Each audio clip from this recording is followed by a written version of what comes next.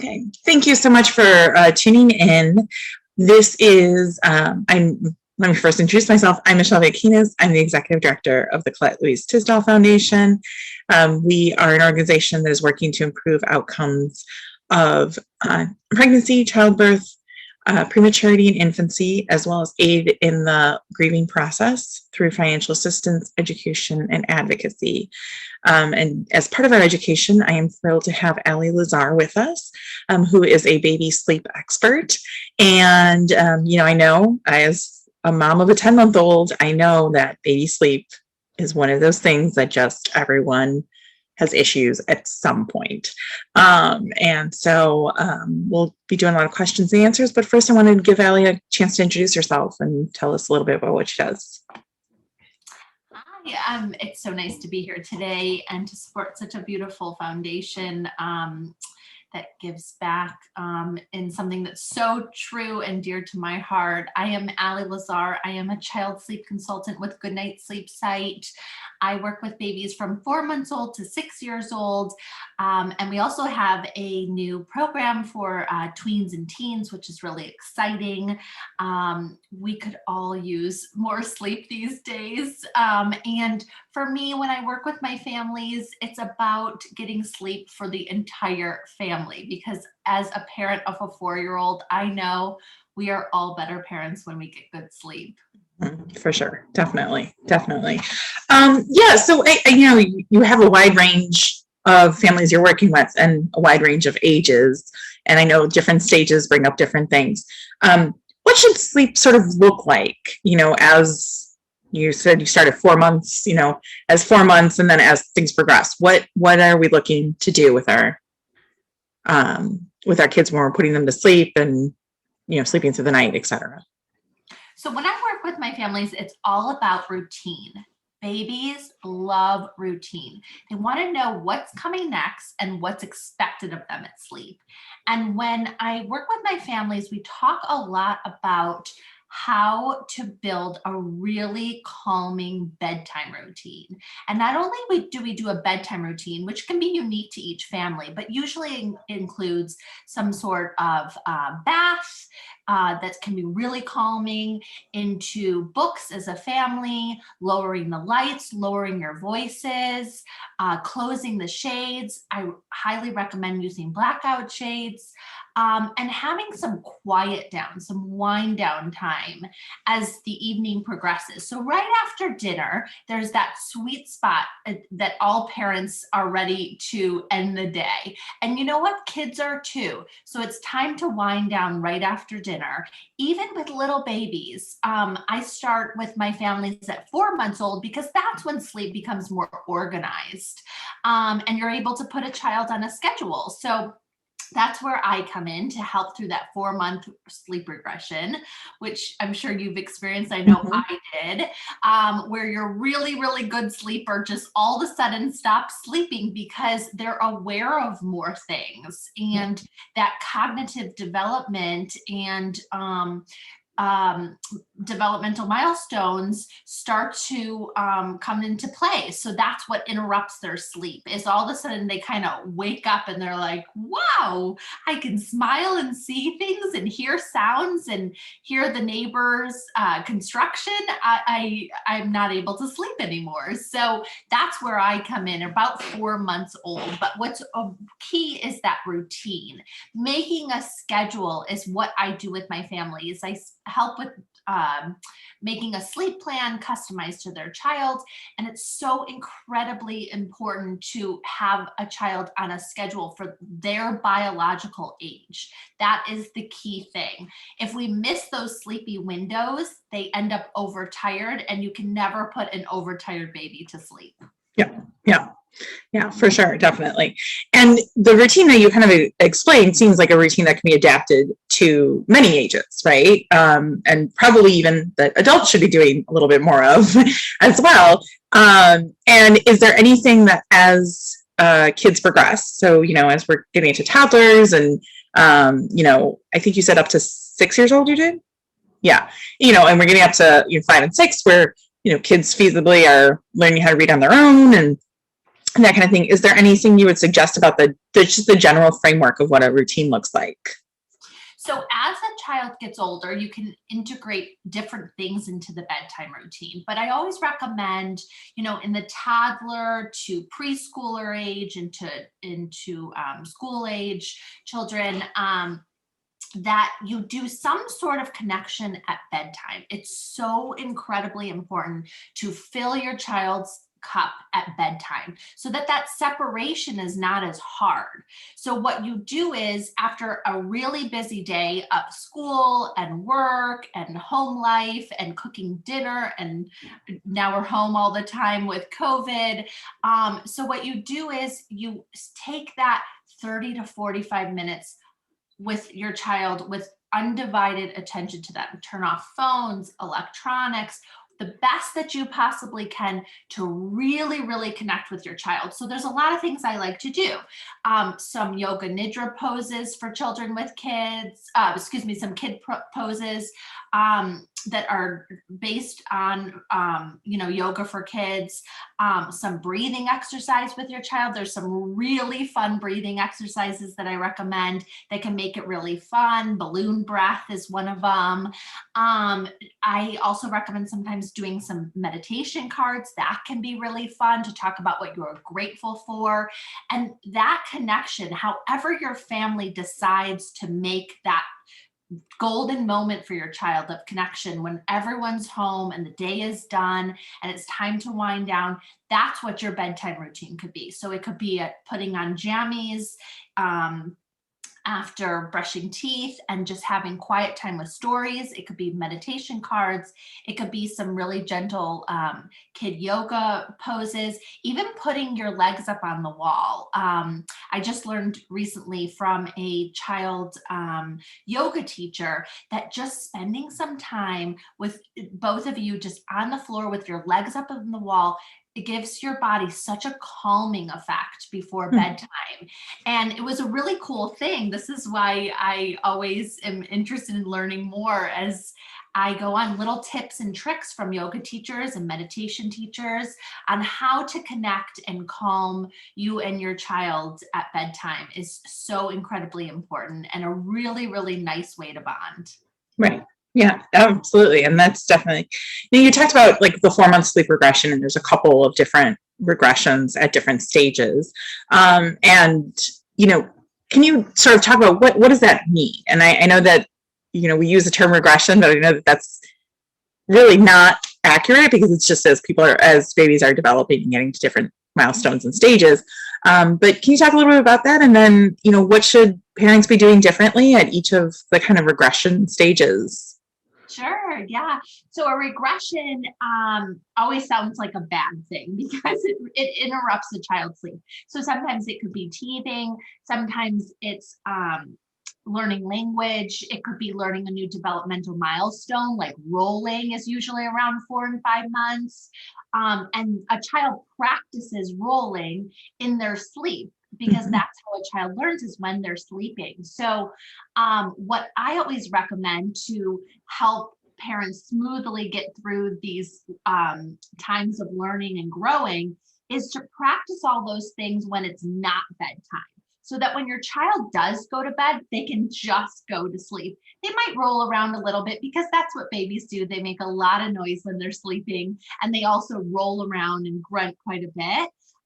But practicing tummy time and helping them roll by grabbing one of their hands gently and helping them roll to the other side, and doing a lot of time on the mat will allow them to sleep better at 4 months when they're actually in their crib, rather than, okay, I'm going to start exercising and practicing all these milestones now that I'm laying down. So that can be a really helpful thing. The other thing, like I said earlier, is just about getting on a really healthy schedule. At 4 months old, we're setting up their foundation of sleep for the rest of their life. We're always going to need to know how to sleep, and you want them to sleep independently. So I always recommend putting down your baby at this time drowsy but awake. So you'll lay them in their crib so that you're doing some of the help by either doing a feeding or a lullaby or some calming white noise before bed. And then when you put them down, they're drowsy, but they're awake so that they can do the rest on their own. That way they can fall asleep on their own. And then when they partially arouse in the night, as we all do, we do it as adults, we, adjust our pillows and grab our blanket a little bit closer, look around and go back to sleep. That's partial arousal. And babies do it every 45 minutes between sleep cycles. So we want them, when they wake up in the night, to be able to fall asleep back on their own. And by allowing them to soothe themselves to sleep right before bedtime, they can then practice that skill throughout the night. Mm-hmm. Okay. No, that's great. And I totally understand. I agree. And it was funny because you're saying the 4 months, the rolling, and I was thinking we had Thanksgiving night was just, we were right around August, September, October. No, yeah, we were right around 4 months, and it was just a hell of a night putting him to sleep. And, we had gotten off schedule with naps, and also he was being helped by a lot of family. And so that was not adding up to so it was a very bad night of doing this. And that was really when we learned, like, we had to keep to nap schedules and things like that. So for sure. Now, I will say I thought this too. And, but, when you're saying putting themselves to bed, is that meaning that you're going to have a kid who's screaming forever and you're just sort of have to put up with it? Or what does that look like? Well, for different families, it's different things. When I speak to a family, I always talk about how we're going to make a really great schedule. We're going to look at the sleep environment. We're going to see what the room looks like. Is it dark enough? Is it quiet enough? Is there white noise? Is it nice and cool between 68 and 72 degrees? Are they on a flat surface in a stationary crib? There's little things we look at for safety to prevent SIDS, but also for comfort, to get your child into the most optimal sleep environment possible. And as I said before, the next thing I look at is the schedule. So incredibly important, as you said. But the last thing is the method.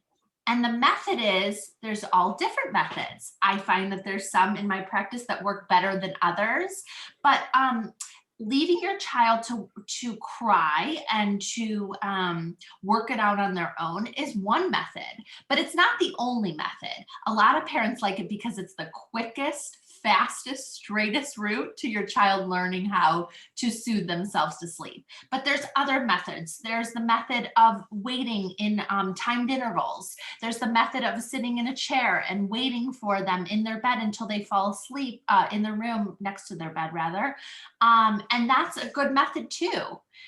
They're all good methods. They all work. But for me, what I do and my job is to help them find a method that works for their family and works for their particular child.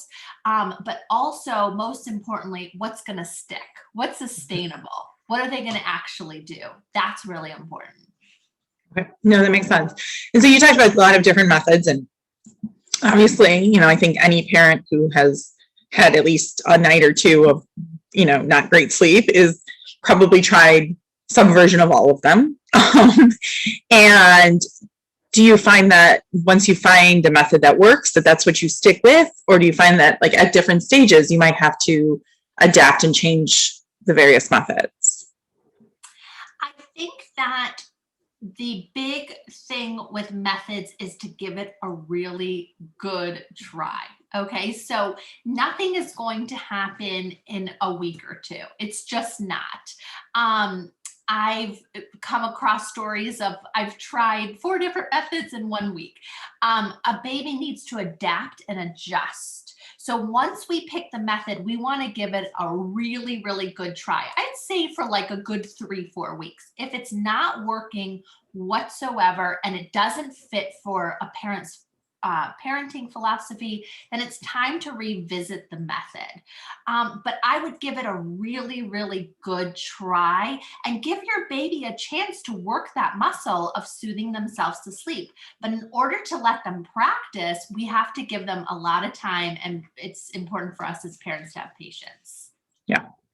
And that is, I think that's hard for a lot of parents, is not to just like jump into the room or, you know, jump to the crib and, you know, try to help right away, but to give, you know, baby some time to figure it out. And I know that's definitely hard. I hate hearing my son scream. So it's very hard to say, okay, I'm going to give him 5 minutes or 10 minutes or whatever. It's hard, but, you know, I think it's really important. So, so we talked mostly about, you know, sleep at night. What about naps, right? And I hear this all the time from friends and everything, like my kid's just not a good napper. What should we be doing, and how is that similar to nighttime sleep or different? So you're going to see from, you know, 4 months to about 8 months old, give or take, of course, that a child's going to nap about 2 times a day, in the morning and the afternoon, and then take a short cat nap in the like 3-4 o'clock, so late afternoon. Once they drop that nap, then it's 2 full naps. It's a morning nap and an afternoon nap. And we really want a child to sleep an hour and a half to 2 hours to get that really good restorative sleep that they need. When a child doesn't sleep as much, there's sleep deprivation and a sleep debt. And what ends up happening is they're crabby and not themselves, and they don't eat as well. We want a child to get this good sleep because it will help them learn how to roll and how to crawl and pull up and walk and run. Sleep is so incredibly imperative to a child's growth and development. So we want to push those naps as much as we possibly can. And what we do is we want to make sure it goes back to that schedule. That schedule is so incredibly important, because if we miss their sleepy window, they're not going to go to bed. So there's a schedule for each age, which is something that if someone's interested, they can contact me. We can talk more. I offer a 15-minute complimentary consultation. So it's always nice when families can kind of tell me what's going on, and I can, you know, be able to be there for them and support them in any way that I can. But what we want to do is we want to make a schedule that's for their biological age, so that you never miss those sleepy windows when they can get the most restorative sleep. That will also help lengthen naps. Another thing is just letting your child just rest and lay in their crib and get used to their crib and play in their crib with the shades open, and show them that it's a great place to be. It's a place to rest. It's a calm place. This is not a bad thing to lay in your crib and be alone. So this is a really good thing to just let your child play and relax in their crib. So that way, when you do close the shades, it's a visual cue. Okay, it's time to sleep. And when you put their sleep sack or their swaddle, if they're little, on, that's another visual cue. It's time to sleep. Lowering the voice is another visual cue during the day. It's time to sleep. But those blackout shades are key when it comes to daytime sleep. Mm-hmm. Yeah, for sure. Now, you mentioned a little bit about eating, and, you know, obviously sleep and eating are separate, but also very much interplay on each other. Are there recommendations you would make regarding eating and how it affects sleep, and vice versa? So what I find in my practice, now I'm a sleep consultant, if there's an actual eating concern, then I always recommend going to a pediatrician or to a nutritionist. And sometimes if there's tummy upset, then even I always recommend going to a GI. So if it's just a matter of they're just too sleepy to eat, then we know that there's a sleep debt there. We know that they need more sleep so that they can eat well, and they'll eat better when they get good sleep. So those two things go really, really very much hand in hand. Right. Okay. Yeah, absolutely. So you talked a little bit about longer naps, but I know, like, we dealt with this for a while, where we would get 25, 30 minutes, maybe, you know, of naps. And that clearly wasn't enough, but we struggled for a while. What recommendations would you sort of give in those situations where, you're just getting a child who will go down and nap, but for short periods of time?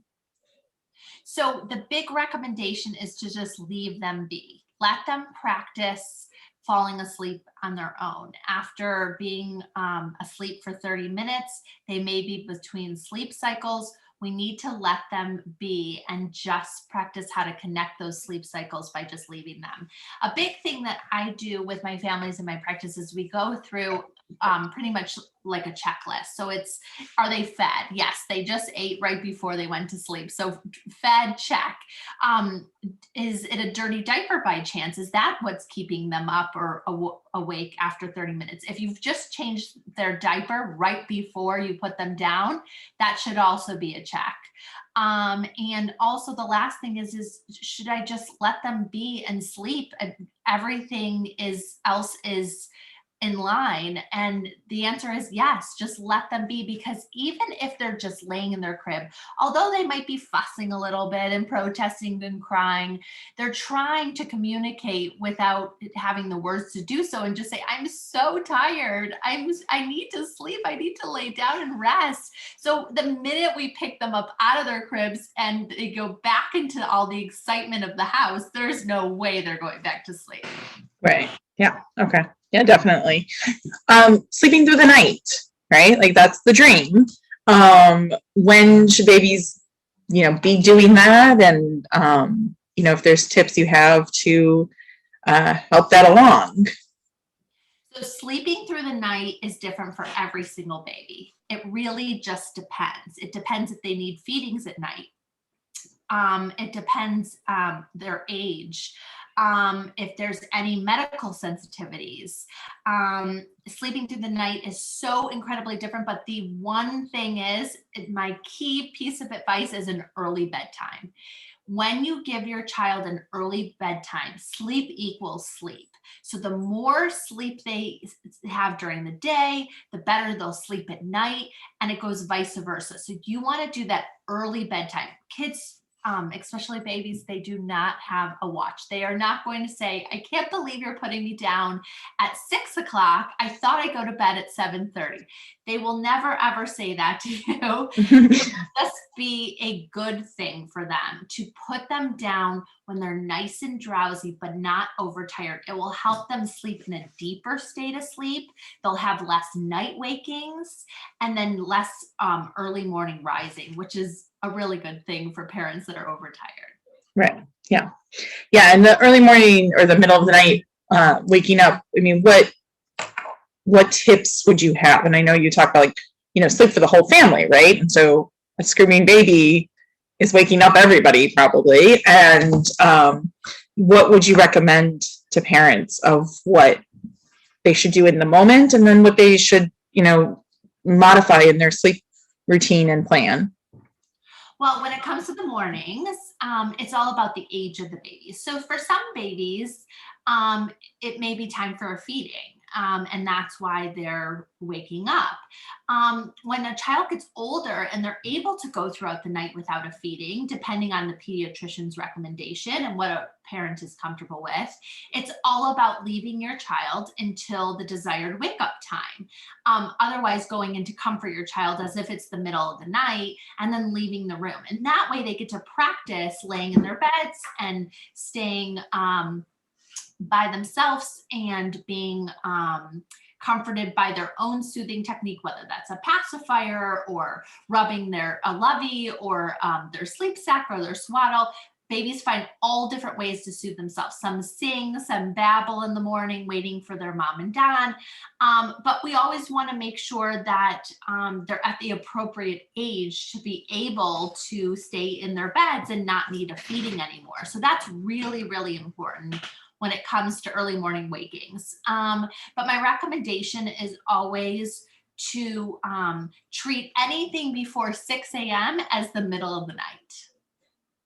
Okay. That's a very good tip, and one I'm going to try to remember because we have some early morning wake ups. So you talked about, an early bedtime, and I definitely think that is important, and we've seen it. What time are you suggesting when you're sort of saying that? And I imagine it might change over the years, but what are you generally recommending? So it really does, but it really depends on the age. That's like so incredibly important because we want to be able to give a child their best optimal times to go to sleep for their particular age. So that's really, really big. But one of the things I can give as a general piece of advice is how well did they nap during the day? If they didn't nap well, we want to do an early bedtime as early as like about 5:30. Sometimes for some babies, it's as early as 5:15. And I know that seems so early, but it's all about sleep equals sleep. So they will get a better rested night of sleep if they go to bed early. It's a big myth that if you let your child stay up all day long, they'll just crash at night and sleep. Right. None of my families have had that experience. In fact, quite the opposite happens. Yeah, for sure. Yeah. So, one thing, and you talked a little bit about the separation. So we hear a lot about like separation anxiety and that causing an issue. And I know I was hearing a lot of feedback of, especially as, babies are going into toddler age and older, they're more aware of that separation. And, what is separation anxiety and what can you kind of do about it? So usually separation anxiety comes in around the toddler age. Babies all of a sudden know about object permanence. One, you're there and then you're not there, and they want to know where you are. So basically it's about making sure that your child knows you're leaving the room. Now that's tough for a lot of parents because most parents want to sneak out of the room. And they don't want to wake their child and let them know they're leaving the room. But what I recommend is that trust building at bedtime, that I am leaving the room, but I will come check on you if you need me to. When we sneak out of the room, when they partially arouse in the middle of the night, they're going to look for you. And it's going to build that anxiety and that fear. You were here when I fell asleep, and now you're not here. I need my parent back to fall back asleep. So that's really, really important to build that trust at bedtime that I am leaving the room. And it's hard for parents because they're like, it's much easier to sneak out, but it backfires later. Right. You wake up. So what we want to do at night is talk about what's expected of a child at bedtime. And it could be as simple as making a poster board with sleep rules for the family. So we're going to brush our teeth, and then we're going to put on pajamas. We're going to read 3 books. We're going to do hugs and kisses. We're going to get into our beds, close our eyes, and stay in our beds until mommy and daddy or a caretaker come to get me. And it seems silly because that seems quite obvious, but children love to know what is coming next. And having that posted in their room as a checklist that you can go through each night is really comforting to calm some of those nerves and worries and fears that come out at bedtime at separation. Yeah, that makes a lot of sense. And how early would you say something like, sort of either talking about the routine or the poster, how early should you be saying that? So when they are babies, although it seems like they're not listening or they don't have language comprehension, they are listening to everything. So as babies, we can use our voices to start to lower our voices and whisper and tell them everything we're doing. And they will get into a routine by hearing your voice and visual cues. As they get a little bit older, around 3, 4, 5, that's when we can make an actual chart with them and have them go through the sleep rules and decorate it, have some agency in it, have them pull out markers and stencils and make pictures, glitter, all of those fun things. Make it fun and exciting. Okay, I like it. So now, we get into the toddler sleep, right? And so we hear, I heard back from a lot of parents who said, like, sleep was fine. We were good. Everything, we were in a routine, everything is, and now it feels like it was all shot to hell. Can you explain a little bit about like why that may be that feels that way, or maybe is that way, and some techniques to use at that point? So everything, as you know, as a parent, and I know from my own experience, is in cycles. We get Right. one thing handled, and then it is time for the next thing to tackle. That's how this goes too. Whatever was maybe working before is not working anymore because your child's getting older. They're more aware of their surroundings. There's a shadow from the dresser all of a sudden that was never noticed before, or you have to do away with those pacifiers that were so soothing because the dentist said so. Or maybe you're moving to a new house, or they're starting school or potty training. There's all these developmental milestones that could be disrupting sleep. But what you want to do is you want to be that anchor as a parent that can sway no matter what they're going through. You're going to help them through that next transition. And we might have to update the file a little bit when it comes to the next transition. What worked for them at 6 months or 12 months at 2 doesn't work anymore. And at 3 or 4, it could be a different way that they need to fall asleep. But as parents, no matter what, we want to have that routine. We want to be really confident in our routine. We want to be really calm and make sure they don't feel any of the energy that we're bringing from the day, the stress from the day into that routine. So important as parents to really be that anchor no matter what, and really start to update as their child gets older, how they're going to handle the bedtime routine. Yeah, makes sense. And, one thing talking about sort of the stress of the day and the running around is, I know a lot of parents, either because kids are resisting the nap or because it's just the nature of schedule and life and everything, might be doing naps, in the car. How does that work into a day? If I'm just thinking, if you have kids, you're taking 2 other classes, other kids are taking classes, and, the younger child might be napping while, taking kids running around. How does that work into napping and sleeping? So in my practice, we always talk about the 80-20 rule. So 80% of the time we're keeping to the schedule as much as we possibly can. So trying to make it home for naps or an early bedtime.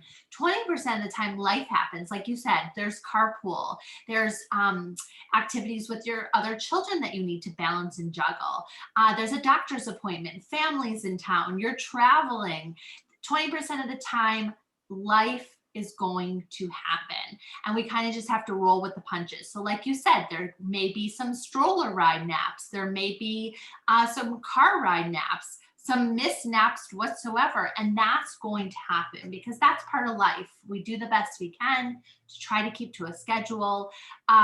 If by chance that was a day of just choppy naps, I always recommend that early bedtime. And if a baby has to sleep on the road, then they need to. Compare it very much to you or I sleeping on an airplane.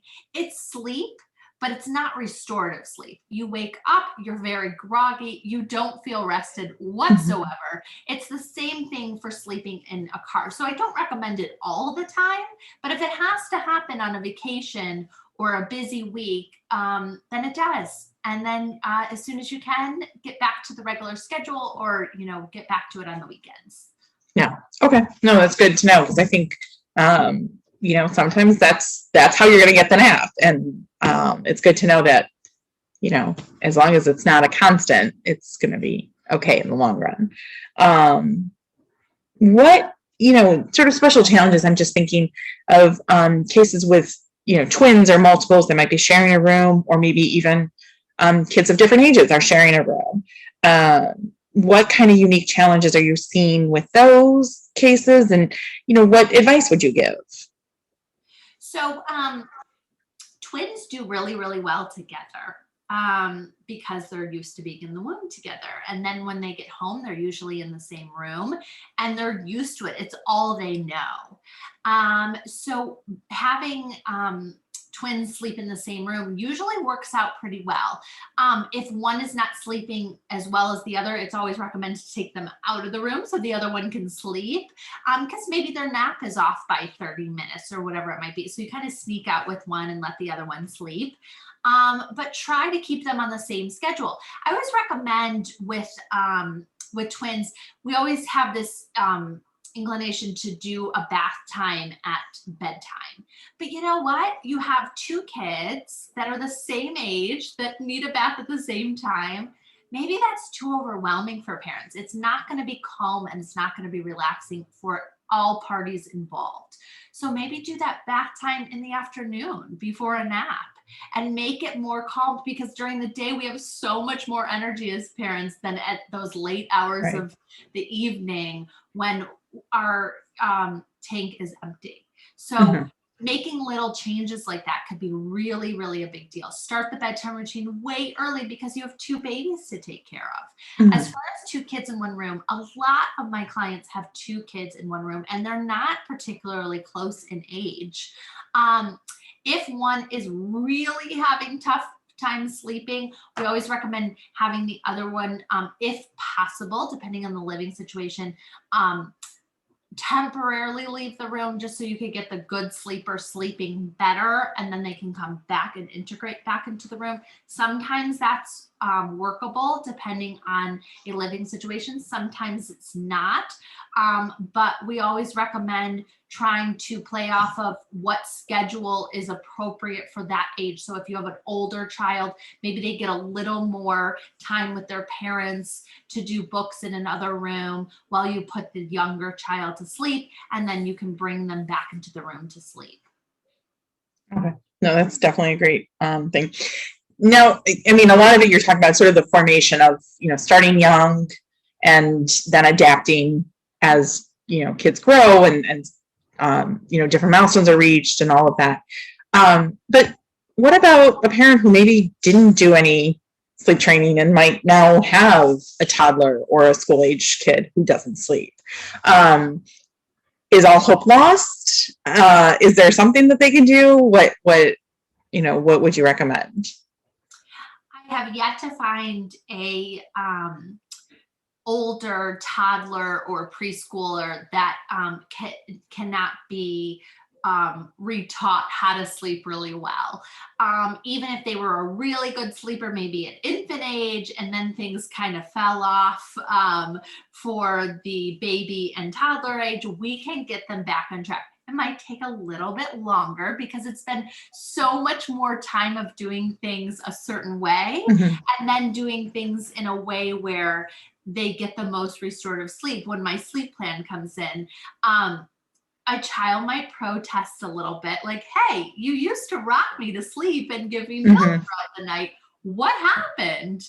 And that's where I come in, is to help a parent implement the plan. But by the time parents are so incredibly sleep deprived and they come to me needing a plan, they're really ready to change what you were doing before. And my big belief is, if you want to see a change, we have to make a change. So we're going to change things. And there'll Mhm. be a little bit of discomfort, but it always ends up really successful and working well when we spend a lot of time making these changes, and then even more time being patient and consistent in implementing those changes. Yeah. Yeah. Um, what are some just common misconceptions about, baby and child sleep, that you might think of? Some common misconceptions. I think the biggest one is sleep training um, equals having a baby cry it out. Right. Um, it just isn't a factual thing. Next to nothing. I mean, literally, most parents say, the first thing they say to me is, I do not want my baby to cry it out. And babies do cry. They Mhm. cry when they are uncomfortable. They also cry when they are hungry. And in addition, they cry when they are tired. when they are exhausted, they cry. So when I work with my families, we talk about those different cries, because there is different cries, and really tuning into their cries. So going back to what I was discussing with you before about that checklist, well, they're not hungry. I just fed them. They don't have a dirty diaper. We just changed them, and they're very much loved in this household. So their cup is full as far as love goes. So now they just need to sleep. And what some of my families decide to do is let them wait it out. Let them practice how to fall asleep. And that might involve some crying. But others decide to do some of those other methods we discussed. And crying it out is not the only way to sleep train your child. There is so many different modalities to sleep train a child and to help them get the sleep they need. Yeah. Yeah. And I definitely think, like, I know that I had that same feeling. Like, I heard the word sleep training and I was like, I'm not letting my child cry, for hours or whatever. And really, then got corrected, and I, luckily so. So yeah, definitely. You talk a little bit about, having the whole family sleep, right? And so what tips would you give to parents? I know, it can range from everything, right? If you're hearing your child, or you think you're hearing your child, those phantom cries that, parents only hear, but, those kinds of things, or just being worried. What tips would you have for parents to get better sleep? So I'm a big believer in baby monitors. I think that visual cue of being able to see them on a monitor, although you're not in the room interrupting their sleep, you're able to see them. I think that can be calming in itself. I think when I speak to a family and they don't have a monitor, it's hard for us to know what is happening in that other room. And I really, really like a baby monitor. Although, yes, you can hear some of the sounds. You can turn the volume up, you can turn the volume down, but you get to have that comfort in, I can see my child and I can see that they are okay. Or they're whimpering a little bit, but they're not crying. I love that. I also like to recommend to some of my families with that baby monitor in hand is to go do something for yourself. I think that's really nice. A lot of my families come to me for sleep training, but what they end up finding by the end of our time together is they get their evenings back. We're spending 3 to 4 hours each night putting their child to sleep. And in 2 short weeks, although it's not magic, we work so hard together, and I'm there to support them. And they get to have that time to take a shower, to clean up the kitchen, get it ready for the next day, get breakfast prepared, get some work done, watch a show on television with their partner, do things that soothe themselves to wind down from the night. And that is huge because it helps them sleep better. The other thing is that I have found that parents anticipate bedtime and it gives them so much anxiety and gives them such worries and anxious feelings because they don't know what kind of night is coming up next. Is it going to be a night where I'm up 3 times? Is it going to be a night where I'm up 4 times? Am I going to be able to function at work tomorrow? What night is ahead for me? And that anxiety can keep them up as well. So when we work with families, it's really important for me to really get a full picture of what their day in, day out life is, because we're trying to get everybody sleeping better at night. And when babies start sleeping better at night, parents do as well. And we don't have that pit in our stomachs wondering, when am I going to be woken up again? I might as well not go back to sleep because I know I'm going to be woken up. And that's what I'm there to help them come up with a plan and help them implement that plan so that they can get their sleep at night. Yeah. No, and I definitely think that that's all true. Being able to have some time, a couple hours, whatever it may be, that it's just, my husband and I, and yeah, sometimes it's me doing some work. Sometimes it's us watching TV together or, whatever. it might be, is really nice. It's lovely, to have that time, and definitely has improved our sleep as well. So yeah, for sure. So I know we're getting sort of close to our time. What kind of, I guess if you had to condense it down, if, you only had a couple minutes, what would you tell new parents and, parents of older children about sleep? I mean, what would you really just want to get across? And I love to get it across to all of the families that I talk to, from 4 months old to the tween and teen age range, is how important sleep is. There's 3 pillars of health, and it's sleep, nutrition, and exercise. So you want to make sure your child's really active as babies, even as little as tummy time, seeing outside, getting fresh air. And then at teens and tweens, getting fresh air and exercise as well.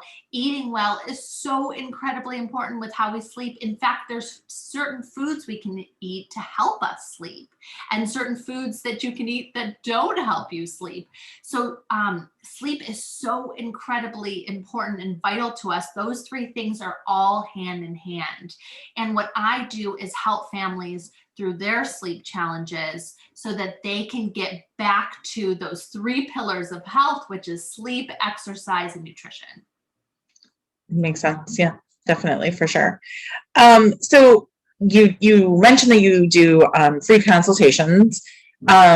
Can you go a little bit more into sort of and I think you said 2 weeks, what that looks like to work with you, and what kind of plans you have? So. Yeah. So we do 2 different programs. We can have a 15-minute call, which is complimentary, to discuss a child's sleep challenges, and then talk about what programs we have and what would be best suited for their child. Some programs are DIY. They're fantastic. It gives you all the information that instant. And it's really, really nice because there's so much information out there. To just have it all in one place is really helpful. The other option that I find helpful for my families is to work one-on-one. And we work one-on-one for 2 weeks. We have a 1-hour consultation where we go in the day in, day out of their child's life, any concerns they have, any medical issues about their child, and what their goals are. And I speak to families for about an hour, and then I come up with a customized sleep plan that's just for their child. And it's so great for a parent to have it all on one piece of paper. Most parents, when they come to me, they just say, tell me what to buy, tell me what to do. I want to follow something. They've tried it all. And it's really, really comforting for parents, whether new on their 2nd or their 3rd, or I've even worked with families that were on their 5th child and they came to me for help. So having that sleep plan is really, really great. And then we spend 2 weeks using a sleep log, which I log into several times during the day through email and text message, and also 4 support calls to help a parent implement that plan. And that is why they are successful, because by the end of the 2 weeks together, we have spent so much time fine-tuning their child's sleep, and I'm there to strategize with them. Sometimes we go back to the drawing board when it comes to a method. We want to make sure that by the time our 2 weeks together, although it might not be perfect, it is so much better than when we first met, and they feel such a sense of relief. Their child is sleeping better, and as we said before, then they are sleeping better. And it's a really amazing thing by the end of our time. Yeah, definitely, for sure. So we will share all of your contact information in the notes. And is there anything else you'd like to kind of add in? This has been fantastic. I feel like I've been blessed with a pretty good sleeper, and I was learning things that I'm like, okay, note that. So, but anything that you would else like to share? Well, I think my last piece, and thank you so much for having me, it was so great to meet you, is about not suffering. Don't suffer in silence. I can help families and parents on mothers that are going through postpartum depression, and through some of the feelings that come out through sleep deprivation. Sleep deprivation is a real thing, and it is hard. Those nights are hard. It is hard to function with no sleep. So don't suffer in silence. Reach out for help and support, because there is help out there. And that's what I am here for, is to help parents get more sleep and to help their baby get more sleep. And if I can provide that type of relief and support for a mother, I am happy and I have done my job. Yeah. Yeah. Well, thank you so much. This was so helpful. And I look forward to it. And you can find out Ali's information in the notes and everything on the video. And we will hopefully continue to have other discussions as more requests come in of, some information. So thank you so much, Ali. We really appreciate it. Thank you for having me. Bye-bye.